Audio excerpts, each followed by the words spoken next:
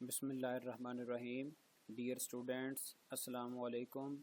उम्मीद है कि आप सब खैरियत से होंगे।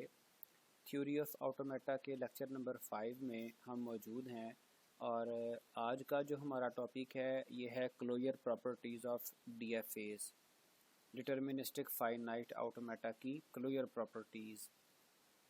एजेंडा कुछ इस तरह से होगा कि सबसे पहले हम क्लोजर प्रॉपर्टी को डिस्कस करेंगे इन सेट थ्योरी, कि किस तरह से ये मैथमेटिक्स में सेट थ्योरी में ये कैसे क्लोजर प्रॉपर्टी को डिफ़ाइन किया जाता है, क्या उसका डेफिनेशन क्या है, क्या इससे मुराद क्या है।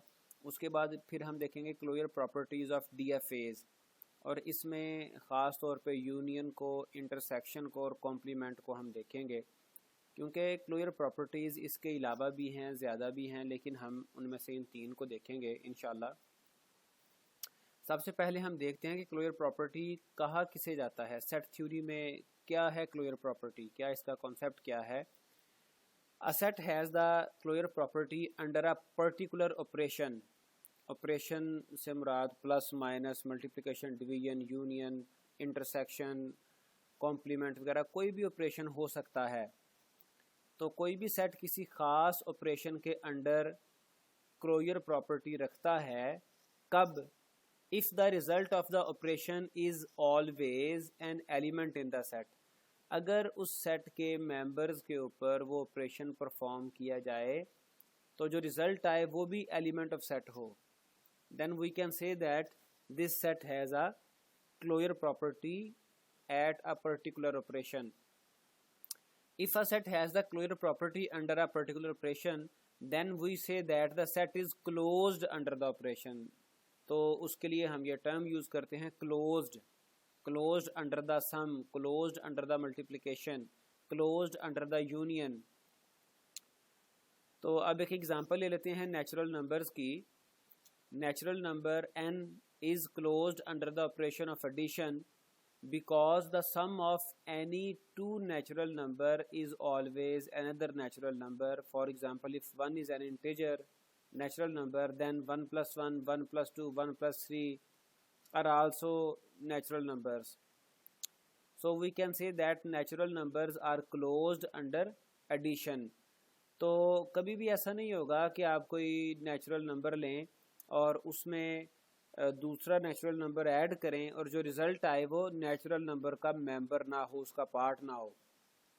इसी तरह से एडिशन के साथ साथ नेचुरल नंबर मल्टीप्लिकेशन ऑपरेशन के अंडर भी क्लोज्ड होते हैं। तो अब आ जाएं not closed operation of division. अब जो नेचुरल नंबर्स हैं हम डिवीजन के अंडर क्लोज्ड नहीं होते। 1/2 कर लें, 1/3 कर लें, 3/4 कर लें, सम टाइम तो कोई आंसर सही आ जाएगा, लेकिन अक्सर औकात इसका आंसर गलत भी आएगा। तो ये जो नेचुरल नंबर्स हैं ये डिवीजन और सब्ट्रैक्शन के अंडर एनक्लोज्ड नहीं होते। तो ये था क्लोजर प्रॉपर्टी का कॉन्सेप्ट।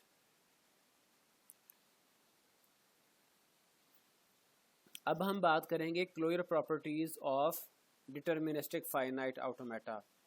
अब डिटर्मिनिस्टिक फाइनाइट ऑटोमेटा तो हम पढ़ आए हैं, तो इसकी क्लोजर प्रॉपर्टी हम देखते हैं।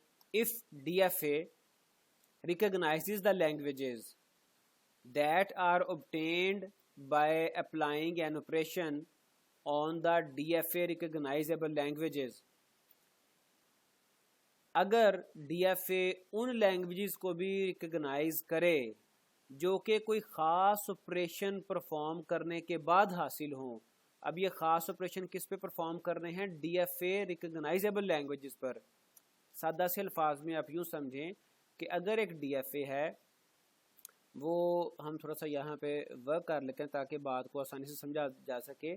अगर DFA है वो कोई ख़ास लैंग्वेज है, लैंग्वेज L, इसको रिकग्नाइज कर रहा है। अब इस लैंग्वेज के ऊपर हमने कोई भी ऑपरेशन परफॉर्म किया, यूनियन किया, इंटरसेक्शन परफॉर्म किया, और इस लैंग्वेज के ऊपर जब हमने ये ऑपरेशन परफॉर्म किया, ऑपरेशन परफॉर्म करने के बाद जो नई लैंग्वेज आई, अगर इस लैंग्वेज को भी DFA एक्सेप्ट करना शुरू कर दे तो हम क्या कहेंगे? DFAs are set to be closed under the operation. हम ये कहेंगे कि ये DFA उस ऑपरेशन के अंडर क्लोज्ड है। तो नॉर्मली जो DFAs हैं वो union, intersection, complement, difference, concatenation, negation, Kleene closure, इन सब ऑपरेशंस के अंडर क्लोज्ड होते हैं। तो हम इनमें से यूनियन, इंटरसेक्शन और कॉम्प्लीमेंट को ख़ास तौर पर डिस्कस करेंगे। उम्मीद है कि आपको बात समझ आ गई होगी। मैं दोबारा इसको समझा देता हूँ कि अगर कोई ऐसी लैंग्वेज है जिसको DFA रिकॉग्नाइज कर रहा है और उस लैंग्वेज पर हमने कोई ऑपरेशन परफॉर्म किया और ऑपरेशन परफॉर्म करने के बाद कोई लैंग्वेज आई, अब वो लैंग्वेज भी DFA रिकॉग्नाइज कर रहा है, तो हम ये कहेंगे कि DFAs are said to be closed under the operation. ठीक है, जिस तरह से हमने इस लैंग्वेज के ऊपर जो कि रिकॉग्नाइजेबल थी, इस लैंग्वेज के ऊपर ये ऑपरेशन परफॉर्म किया, हमने इस लैंग्वेज के DFA के ऊपर भी वो ऑपरेशन परफॉर्म करना है। तो अब इसको हम एग्जांपल से समझते हैं ताकि आपको बात ज़्यादा क्लियर हो जाए। सबसे पहले हम बात करेंगे यूनियन की, और यूनियन हम दो लैंग्वेजेस लेंगे और उन लैंग्वेजेस का यूनियन परफॉर्म करेंगे, और यूनियन परफॉर्म करने के बाद उनके DFAs का भी यूनियन लेंगे। फिर हम कंपेयर करेंगे कि आया ये ऑपरेशन परफॉर्म करने के बाद जो लैंग्वेजेस आ रही हैं वो DFA उनको रिकॉग्नाइज कर रहा है या नहीं। एग्जाम्पल अब देखेंगे तो आपको उम्मीद है इंशाल्लाह ताला बात समझ आ जाएगी।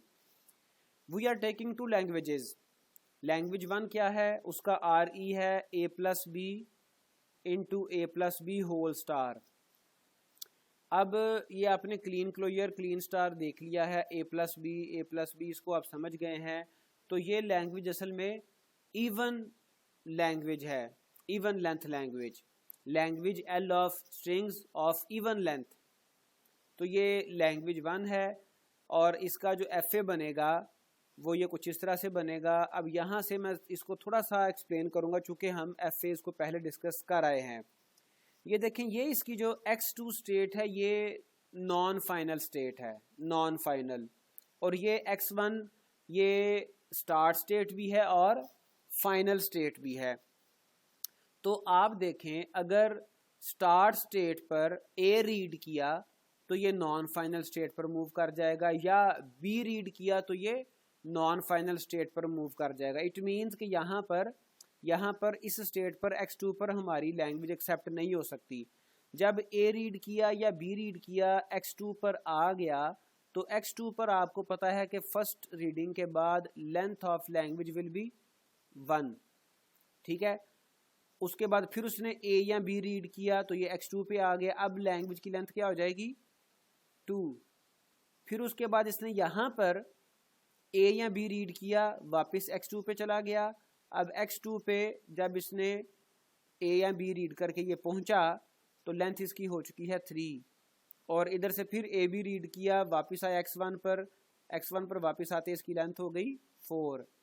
अब यहाँ से एक बात तो आपको समझ आ गई कि X1 पर हमेशा जो लैंग्वेज की लेंथ होगी वो 2, 4, 6, 8, 10 हुआ करेगी, और X2 स्टेट पर लैंग्वेज की लेंथ 1, 3, 5, 7 होगी।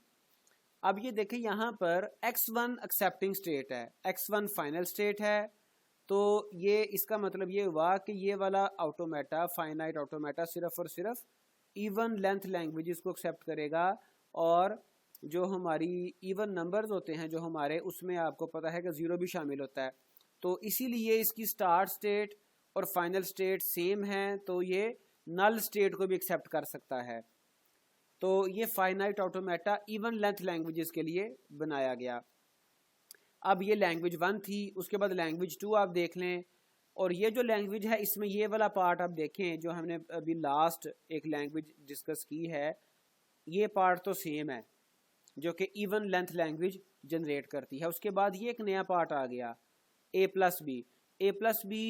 अब आप उम्मीद है इस बात को समझ चुके हैं कि A+B से मुराद है A आएगा या B आएगा। तो कोई एक करैक्टर आना है, वो करैक्टर A होगा या B होगा। तो वो A आए या B आए, वो सिंगल करैक्टर, 1 करैक्टर होगा, not 0, not more than 1, exactly 1 character. So this language, this part will produce even length language, और उसके साथ शामिल हो जाएगा ये सिंगल करैक्टर।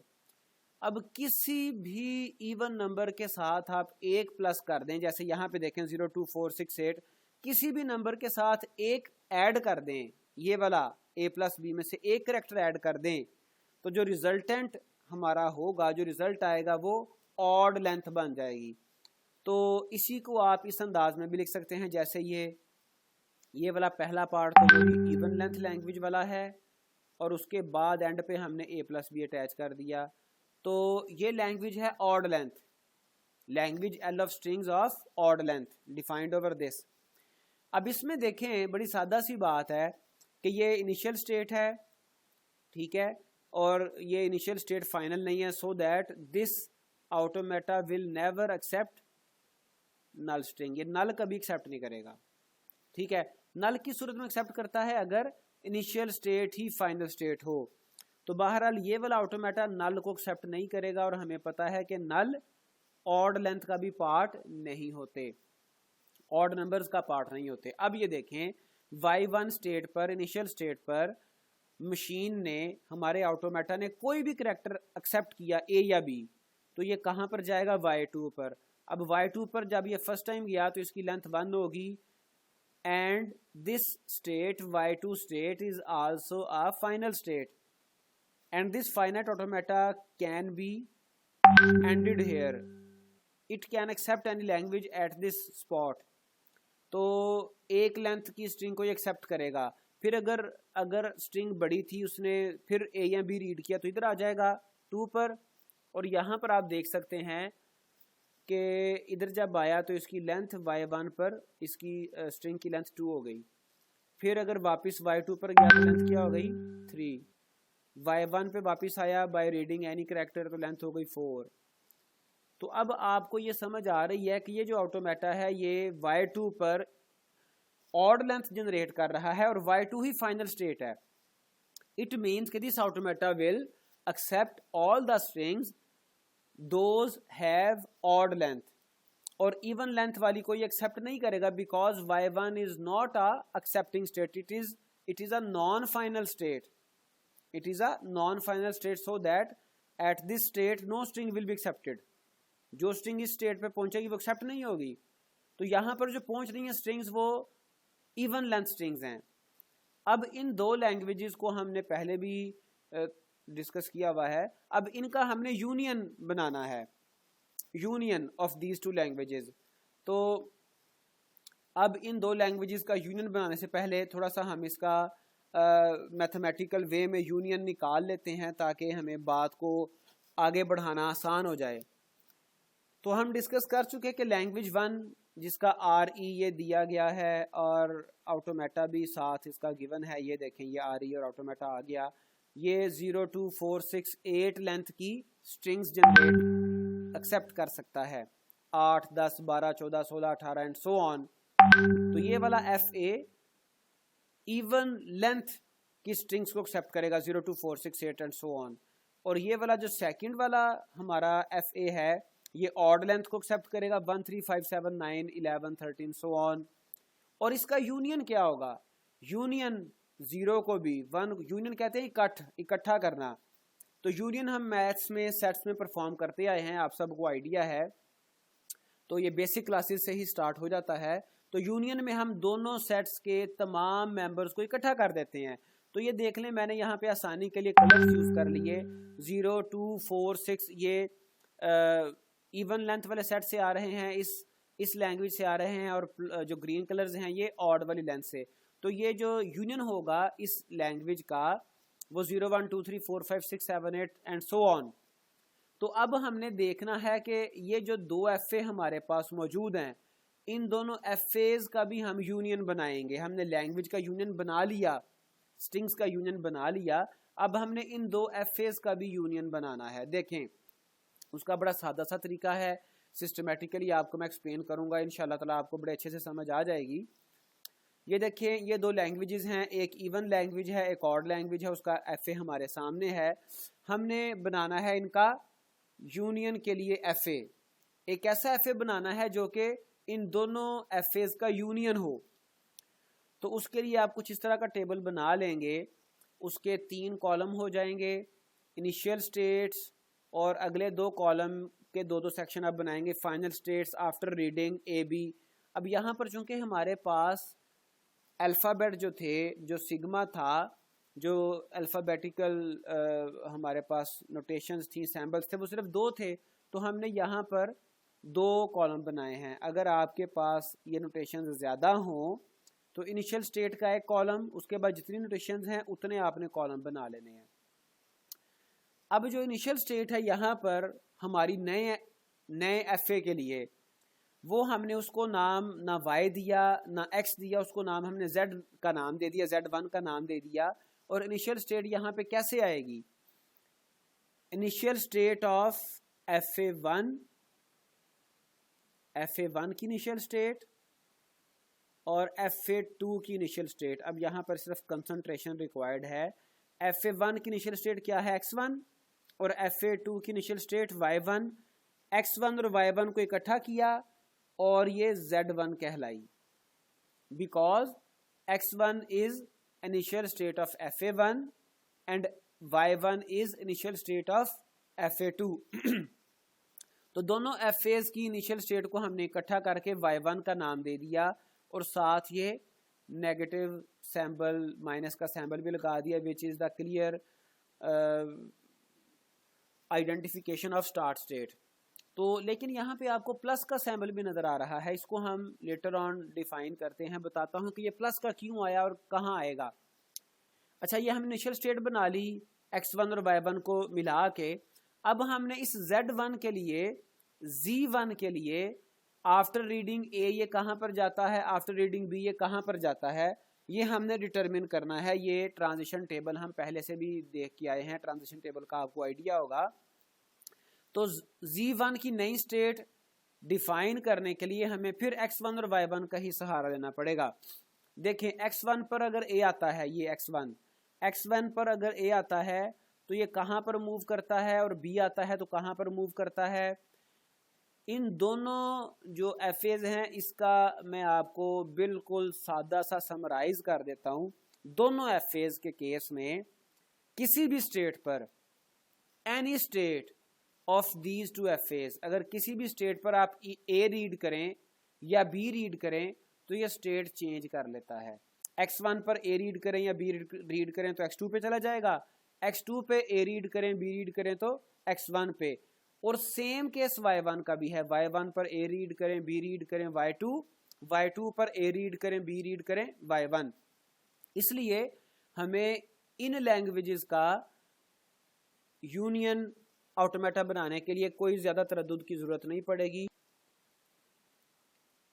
तो इसलिए इसका यूनियन बनाने के लिए तरद्दुद करने की जरूरत नहीं पड़ेगी। x1 पर A रीड हुआ तो x2 पर चला गया, y1 पर A रीड हुआ तो y2 पर चला गया। ये मैंने x2 y2 लिख दिया। x1 पर A रीड हुआ जी। अब इसको बड़ा आसानी से आप समझ सकते हैं। ये देखें, x1 पर A रीड हुआ तो ये x2 पर जाता है, y1 पर A रीड हुआ तो ये y2 पर जाता है। तो अब ये जो x2 y2 नया कॉम्बिनेशन बना, हमने इसको नाम दे दिया z2 का। अब इसी z1 z2 जो हमारे पास स्टेट्स आएंगी, इन्हीं को यूज करते हुए हमने एक नया FA बना लेना है जो कि इन दोनों FAs का यूनियन होगा। तो इसके साथ साथ आप आगे चलें तो आपको मैं साथ साथ गाइड करता रहता हूँ, आपको इंशाल्लाह ताला बिल्कुल समझ आ जाएगी कि कैसे इन दो लैंग्वेजेस का हम, इन दो FAs का हम यूनियन बनाएंगे और उसका नया FA कैसे क्रिएट करेंगे।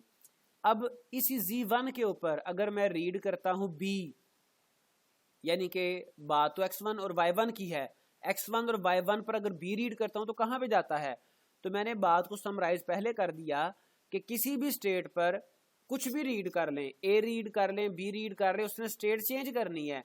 तो x1 पर B रीड करूंगा तो ये जाएगा x2 पर, y1 पे B रीड करूंगा तो जाएगा y2 पर, x1 x2। ठीक है, x1 पर B रीड किया तो जा रहा है x2 पर, और y1 पर B रीड किया तो जा रहा है y2 पर। यहां से आपको ऑटोमेटा से बिल्कुल क्लियर नजर आ रहा है, सारा कुछ यहां से ऑटोमेटा से वाजे है। मैं फिर एक दफ़ा आपको बता देता हूँ ताकि बात में कोई कन्फ्यूजन ना रहे। ये देखें x1 स्टेट से a या b रीड करे तो स्टेट चेंज हो रही है x2, और x2 से a या b रीड करे तो स्टेट चेंज हो रही है x1। सेम केस इधर भी है। तो अब इसको हम यूं पढ़ेंगे इसको कि अगर z1 से a रीड किया तो z2 पर, z1 से b रीड किया तो z2 पर। ठीक है, ये हमारा नए एफए का ट्रांजिशन यहां से निकल रही है, ट्रांजिशन टेबल है ना चूंकि ये। अब इसमें तरीकाकार क्या है, जब ये हमारी एक रॉ मुकम्मल होगी तो इसमें जो नई स्टेट आएगी, जो नई स्टेट यहाँ पे Z2 नई स्टेट इंट्रोड्यूस हो गई, इस Z2 के लिए अब हमने नई स्टेट्स बनानी है। Z2 लेफ्ट साइड पे आ जाएगा इनिशियल स्टेट की जगह पे, और यहां से हमने नई स्टेट्स डिफाइन करना शुरू करनी है। मींस कि हमने x2 पर a रीड किया कहां जाएगा, y2 पर a रीड किया कहां जाएगा, सेम x2 पे b रीड किया कहां जाएगा, y2 पे b रीड किया कहां जाएगा, हमने ये डिफाइन करना है। और इसी से हमारी नई स्टेट्स फॉर न्यू ऑटोमेटा निकल आएंगी। तो अब देखें, पहले बात को समराइज कर दिया था कि x2 पर a रीड किया तो x1 पे जाएगा, y2 पर a रीड किया तो y1 पे जाएगा। ये देखें, x2 से जब a रीड हुआ तो x1 पर, y2 से जब a रीड हुआ तो y1 पर। ठीक है, और फिर x2 से जब b रीड होगा फिर y1, x2 से b रीड हुआ तो x1, और y2 से b रीड हुआ तो y1। ये देखें, तो ये x1 और y1 ये तो पुरानी ही स्टेट है जो हमने सबसे पहले इनिशियल स्टेट के तौर पे यूज की थी।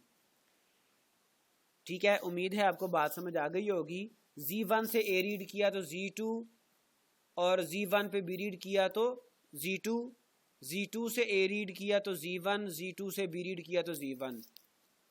अब ये हमारा नया यूनियन के लिए हमने ट्रांजिशन टेबल ड्रॉ किया। अब एक और चीज़ आपको जो मैंने बताई उसको ज़रा नोट करें कि मैंने ये कहा था कि इस रॉ में जो नई स्टेट इंट्रोड्यूस होगी उसके लिए भी आपने नई एक कतार बनानी है, नई एक रो बनानी है। उसके लिए भी आपने फर्दर न्यू स्टेट्स डिफाइन करनी है। तो पहली रो में आप देखें कि Z2 इंट्रोड्यूस हुआ था, तो हमने Z2 के लिए ये नई स्टेट्स डिटरमिन कर ली।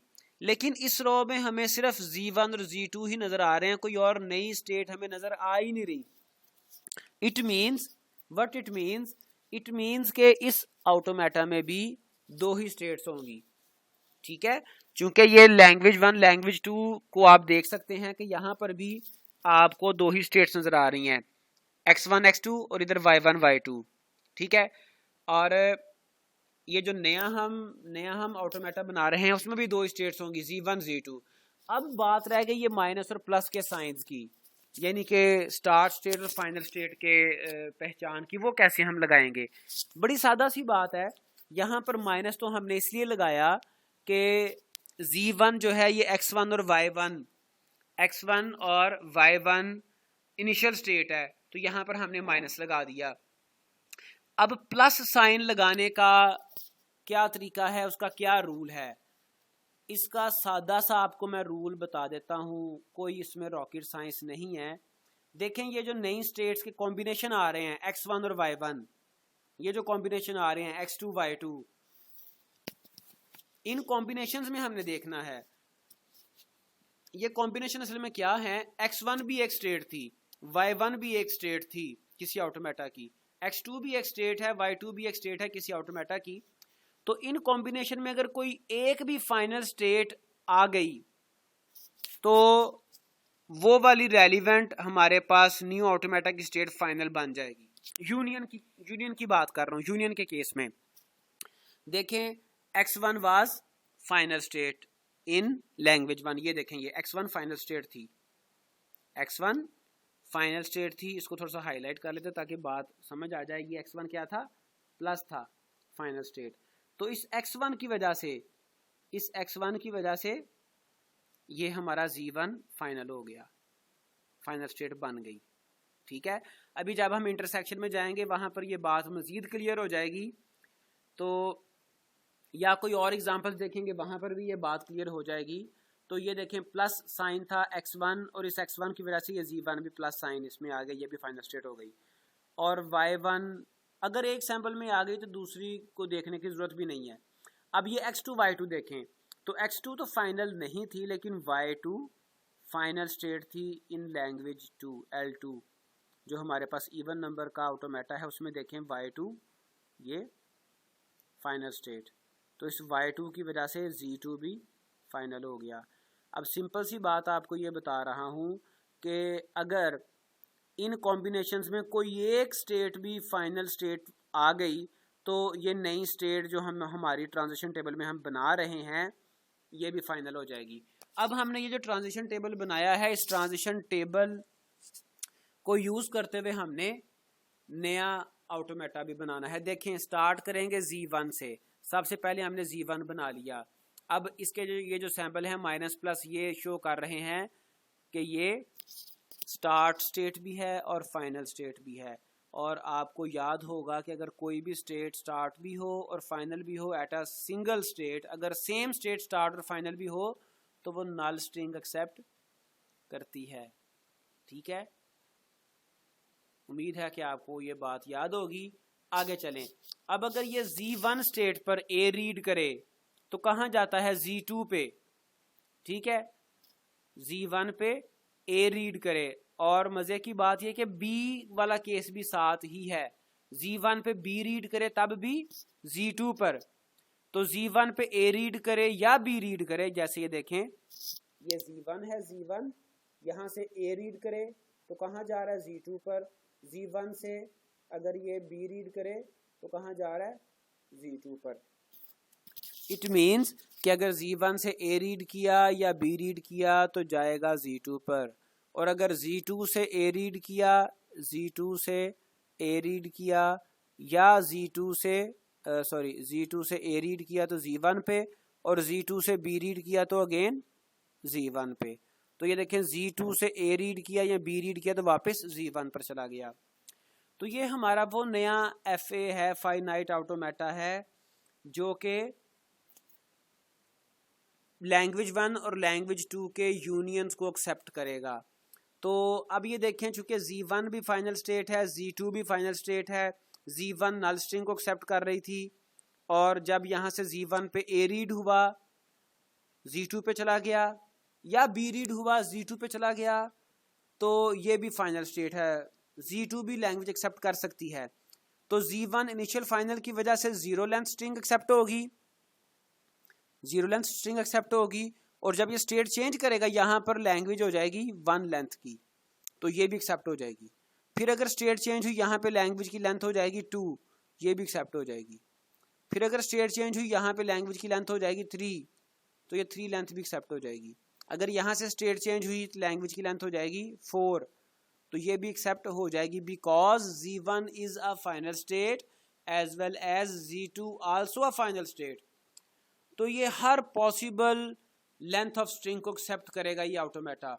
और इस तरह का automata for all possible strings हमने प्रीवियस लेक्चर्स में भी देखा है। ये वाला ये देखें, ये भी हर तरह की लैंग्वेज को एक्सेप्ट करता है, एक ही स्टेट है, वही इनिशियल वही फाइनल, और वो ए और बी हर केस में नल भी एक्सेप्ट कर रहा है, ए बी के किसी भी पॉसिबल कॉम्बिनेशन को, किसी भी पॉसिबल लेंथ को ये एक्सेप्ट करेगा। तो ये था यूनियन ऑफ एफेज। दोबारा इसको मैं थोड़ा सा रिवाइज कर देता हूँ ताकि बात कंफर्म हो जाए, क्लियर हो जाए। हमने 2 लैंग्वेजेस ली, लैंग्वेज 1 ली जो कि इवन लेंथ लैंग्वेज है, हमने देखा इस तरफ इवन नंबर्स को एक्सेप्ट कर रही थी। लैंग्वेज 2 ली जो कि ऑड लेंथ लैंग्वेज है, जो कि सिर्फ ऑड नंबर्स को एक्सेप्ट कर रही थी, इस साइड पे एक्सेप्ट नहीं हो रहा था, ये y2 पर ये ऑड लेंथ। उसके बाद ये देखें इन दोनों लैंग्वेजेस का हमने यूनियन लेना है। पहले इन लैंग्वेजेस का यूनियन लिया, ये इवन लेंथ लैंग्वेज, ये ऑड लेंथ लैंग्वेज, इसका यूनियन लिया तो ऑल लेंथ लैंग्वेजेस आ गई। अब इसका हमने बनाना था न्यू फाइनाइट ऑटोमेटा। उसके लिए आपको मैंने बताया कि हमें एक ट्रांजिशन टेबल यूज करना पड़ेगा, और ट्रांजिशन टेबल स्टार्ट कैसे करेंगे कि अपने जो हमारे पास लैंग्वेजेस जो एफेज, जो हमारी प्रॉब्लम वाले एफेज हैं, उनकी इनिशियल स्टेट को लेंगे, x1 इनिशियल y1 इनिशियल, इसको लेके एक नई स्टेट बनाएंगे। ये नई स्टेट बनाई हमने, ठीक है। और इन दोनों को, इसको और इसको लेके ये नई स्टेट बना ली। और यहाँ से फिर हमने रीडिंग शुरू की, x1 रीड किया तो a पर जाएगा, x2 पर जाएगा, y1 पे a रीड किया तो y2 पर, और ये जो नई स्टेट है इसको z2 का नाम दे दिया। फिर x1 पे b रीड किया, y1 पे b रीड किया, क्या आएगा, इस नई स्टेट को देखेंगे, नया नाम देंगे, because this is the old state, इसी पुरानी स्टेट का कॉम्बिनेशन हासिल हो गया है, तो इसका नाम, जाहिर बात है सेम स्टेट्स का नाम चेंज तो नहीं होगा, सेम कॉम्बिनेशन, x2 y2 का नाम z2 रखा, तो फिर x2 y2 आया, इसका नाम हम z3 तो नहीं रख सकते, इसको z2 ही कहेंगे। फिर जो नई स्टेट्स इंट्रोड्यूस हो गई उनके लिए हमने यही सेम टास्क रिपीट करना है। अब इस रो में कोई नई स्टेट इंट्रोड्यूस नहीं हुई, इट मीन्स कि हम z1 z2 को यूज़ करते हुए ऑटोमेटा बनाएंगे, और ये ऑटोमेटा हमारा all possible length of strings को एक्सेप्ट कर रहा है। अब हम चलेंगे इंटरसेक्शन की तरफ। तो लैंग्वेजेस हम वही यूज़ कर रहे हैं, लैंग्वेजेस सेम हैं, ताकि बात को समझना आसान रहे, ताकि जो एक्चुअल कॉन्सेप्ट है वो समझा जाए, जबकि लैंग्वेजेस चेंज कर करके तो हम मज़ीद कॉम्प्लेक्सिटी में ना चले जाएं। ये देखें, लैंग्वेजेस वही थी, इवन नंबर, ऑड नंबर। अब इसका अगर हम इंटरसेक्शन लें तो इंटरसेक्शन हमें पता है पहले से ही कि इवन और ऑड का इंटरसेक्शन नल आता है, एम्प्टी सेट आता है, एम्प्टी सेट। अब इसका हमने एफए कैसे बनाना है इंटरसेक्शन के लिए, तो आपको मैं स्टार्ट पे ही बता देता हूं कि तरीकाकार बिल्कुल सेम है, जैसे पहले ट्रांजिशन टेबल बनाया था तरीकाकार वही है, वही मेथड यूज करना है, वैसे ही ट्रांजिशन टेबल बनाना है। z1 आ गई, x1 y1 को यूज करते हुए z1 बना दी। अगर x1 पे a रीड किया तो x2 पे जाएगा, y1 पे a रीड किया तो y2 पे जाएगा, नई स्टेट आई, इसको z2 का नाम दे दिया। x1 पे b रीड किया तो x2 पे जाएगा, y1 पे b रीड किया तो y2 पे जाएगा, स्टेट आ गई z2, ठीक है। ये बिल्कुल पुराने वाला ही ट्रांजिशन टेबल बन रहा है। फिर z2 नई स्टेट इसके लिए बनाएंगे, हम नई रो बनाएंगे। x2 पे a रीड किया तो x1 पे, y2 पे a रीड किया तो y1 पे, और नई स्टेट जो आई ये असल में पुरानी स्टेट है z1। इसी तरह से x2 पे b रीड किया या y2 पे b रीड किया तो x1 y1 और ये z1। What is the difference, where is the difference?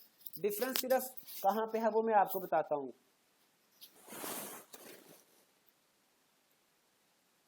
Ji, we were talking about difference, कि ये तो सेम ट्रांजिशन टेबल बन गया, तो डिफरेंस कहाँ पे आएगा?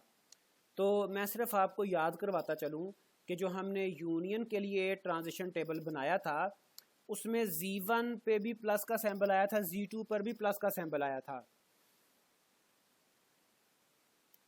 लेकिन यहाँ पर सिर्फ z1 पे माइनस का सैंपल तो है और प्लस का सैंपल कहीं हमें नजर नहीं आ रहा। तो प्लस का सैंपल हमने क्यों नहीं लगाया, क्या उसकी रीजन है? तो यूनियन में तो रूल ये था कि अगर इस कॉम्बिनेशन में x1 y1 में से कोई एक भी फाइनल स्टेट आ जाए तो रेलिवेंट जो न्यू स्टेट है वो फाइनल बन जाएगी। ये यूनियन का रूल था।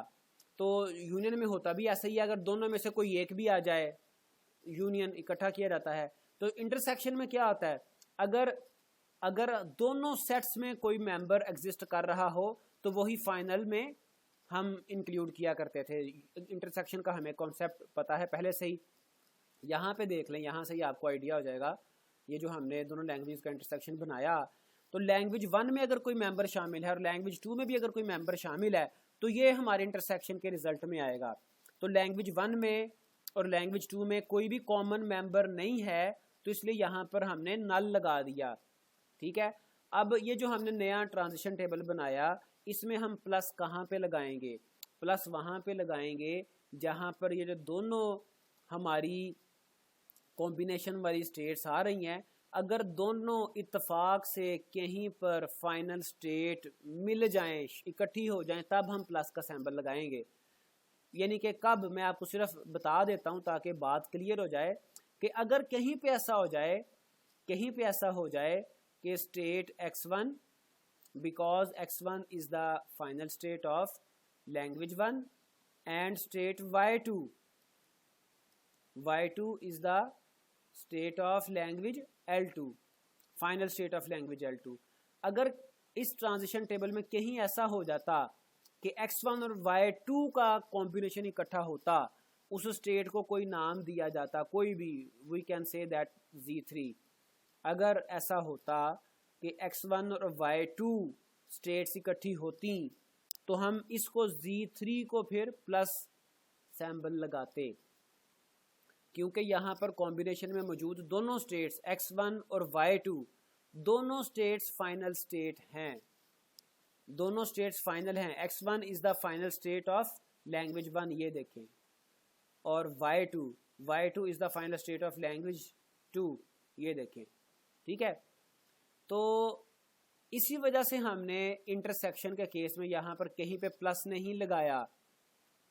तो बात तो यहाँ से समझ आ रही है कि ये जो हमारे पास नया ऑटोमेटा बनेगा उसमें प्लस सैम्बल किसी भी स्टेट पर आना ही नहीं है, लेकिन हम इसका ऑटोमेटा बनाते हैं Z1 इनिशियल स्टेट है, इस पे A या B रीड किया Z2 पे चला गया, और Z2 से A या B रीड किया तो Z1 पे आ गया।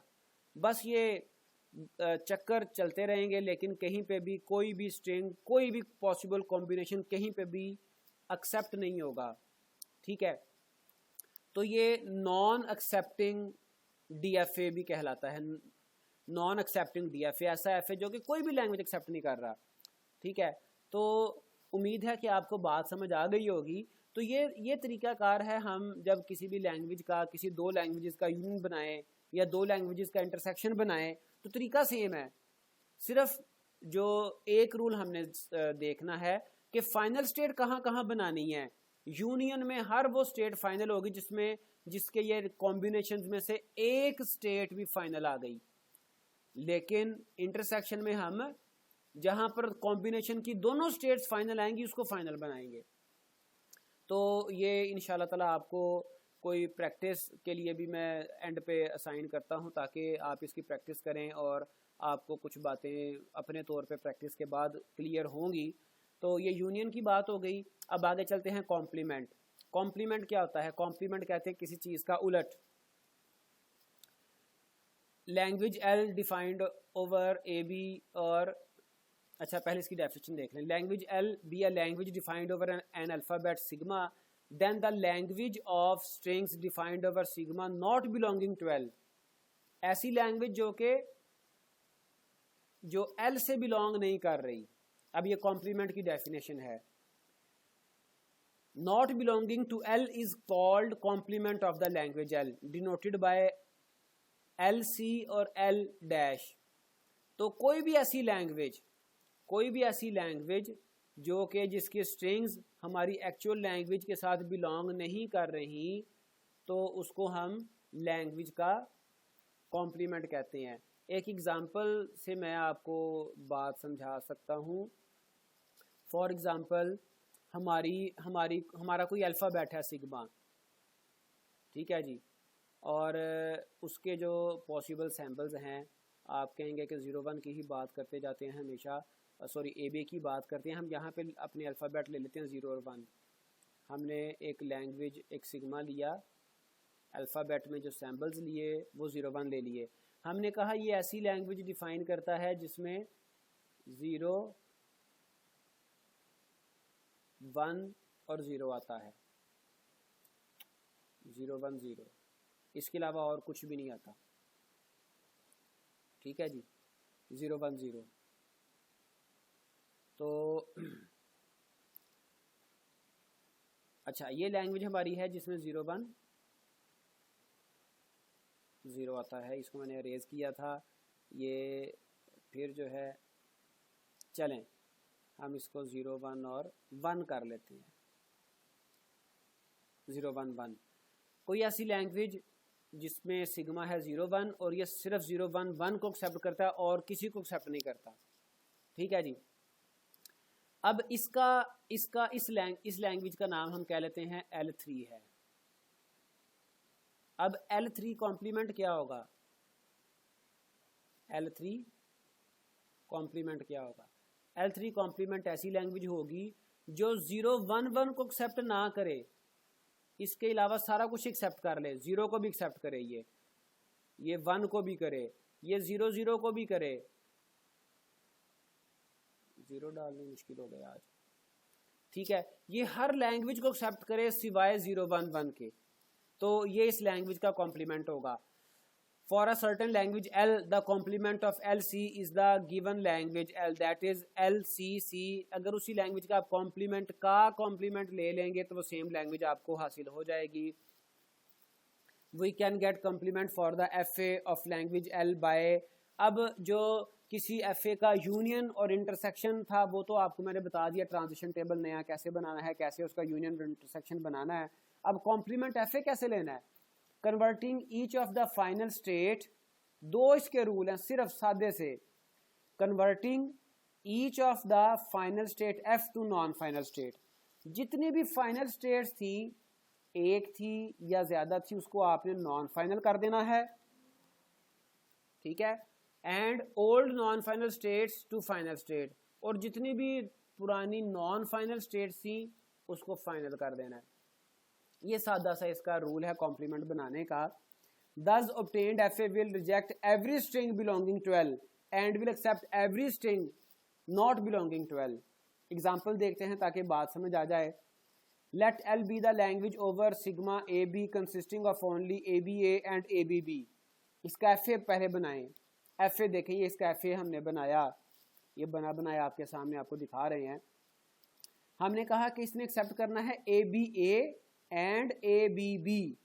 देखें ये start state minus, A read हुआ, B रीड हुआ, उसके बाद फिर A या B रीड हुआ, ठीक है। तो ये पहुंच गया फाइनल स्टेट पे। तो ये क्या क्या रीड करेगा, ABA या ABB। इसके अलावा बाकी हर पॉसिबल स्ट्रिंग को इसने रिजेक्ट करना है। अगर A के बाद B के अलावा कुछ और आ गया तो ये R पे जा रहा है, अगर स्टार्ट भी B आ गया तो ये R पे जा रहा है, ठीक है। अगर ABA या ABB के बाद कुछ आ गया A या B तो फिर ये R पे जा रहा है। और R वो स्टेट है जो कि एक तो है नॉन फाइनल और इसमें से कहीं और पाथ जा ही नहीं रहा। तो ये ऐसा FA है जो कि ABA को एक्सेप्ट करेगा या ABB को एक्सेप्ट करेगा। पहले दो लेटर तो सेम है ना, AB, तो ये पहला A फिर B, उसके बाद ये A एक्सेप्ट कर ले या B एक्सेप्ट कर ले तो ये फाइनल स्टेट पे पहुंच जाएगा, ठीक है जी। तो अब इसका हमने लेना है कॉम्प्लीमेंट। कॉम्प्लीमेंट के लिए दो रूल बताए, क्या क्या। पहला रूल, फाइनल स्टेट को नॉन फाइनल बनाना है और नॉन फाइनल को फाइनल। तो ये फाइनल थी, फाइनल स्टेट को नॉन फाइनल और नॉन फाइनल को फाइनल। देखते हैं हम किस तरह से हम लेंगे इसका complement. So converting final states to non final and old non final states to final states.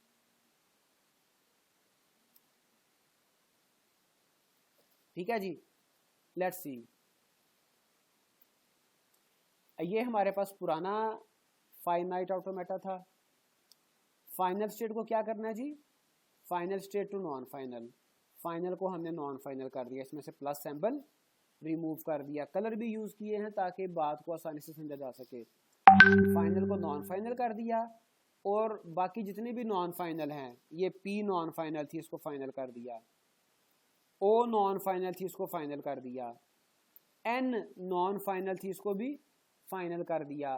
R non final थी, इसको भी फाइनल कर दिया। हमने दो ही काम किए सिर्फ, फाइनल को नॉन फाइनल कर दिया, ये देखें जो रेड था उसको ग्रीन कर दिया। कलर सिर्फ मैंने समझाने के लिए यूज किए हैं, otherwise there is no colour science in automata, ये सिर्फ समझाने के लिए। फाइनल को नॉन फाइनल कर दिया और हर नॉन फाइनल स्टेट को फाइनल कर दिया। तो ये जो नया FA आएगा बाकी सब कुछ सेम है, बाकी कोई डिफरेंस नहीं है। तो ये जो नया फाइनाइट ऑटोमेटा आया, it is the complement of previous one. जो प्रीवियस वन था वो एक्सेप्ट क्या कर रहा था, ABA और ABB। अब ये जो नया आया ये ABA और ABB के अलावा सब कुछ एक्सेप्ट करेगा, बट एक तो ये ABA एक्सेप्ट नहीं करेगा और ए बी एक्सेप्ट नहीं करेगा। तो ये था तरीक़ाकार कॉम्प्लीमेंट लेने का, और टाइम काफ़ी हो चुका है और अभी इसको आप समझें। अगर कोई आपका क्वेश्चन है तो वो लाजमी आप पूछ सकते हैं, और आपको एक होम टास्क मैं असाइन कर रहा हूँ। आपने यूनियन और इंटरसेक्शन बनाना है। 2 लैंग्वेजेस आपको दे रहा हूँ। L1 क्या है? Defined over sigma A be having double A, एक लैंग्वेज है हैविंग डबल ए। और L2 क्या है? Language of odd length, defined over A B language of odd length 1357। तो इन दोनों लैंग्वेजेस का आपने यूनियन भी लेना है और इंटरसेक्शन भी लेना है। और दूसरा task find complement of above 2 languages. अब दोनों का कॉम्प्लीमेंट लेना है, L1 का भी और L2 का भी। तो ये मिला के आप यूं कह लें कि 3 क्वेश्चन हो गए। एक तो L1 L2 का यूनियन, दूसरा L1 L2 का इंटरसेक्शन, और तीसरा L1 का कॉम्प्लीमेंट, चलें 4 समझ लें, और चौथा L2 का कॉम्प्लीमेंट। तो ये आपका टास्क है, इसकी प्रैक्टिस करेंगे तो आपको बात इंशाल्लाह ताला क्लियर समझ आ जाएगी। और अगर फिर भी कोई क्वेश्चन हो तो आप क्वेश्चन पूछ सकते हैं। ये व्हाट्सएप नंबर भी दे दिया गया है और यूट्यूब चैनल पे भी आप पूछ सकते हैं। तो आज के लिए इतना ही, इंशाल्लाह फिर बात नए टॉपिक के साथ मिलेंगे आपके साथ। अल्लाह हाफिज़।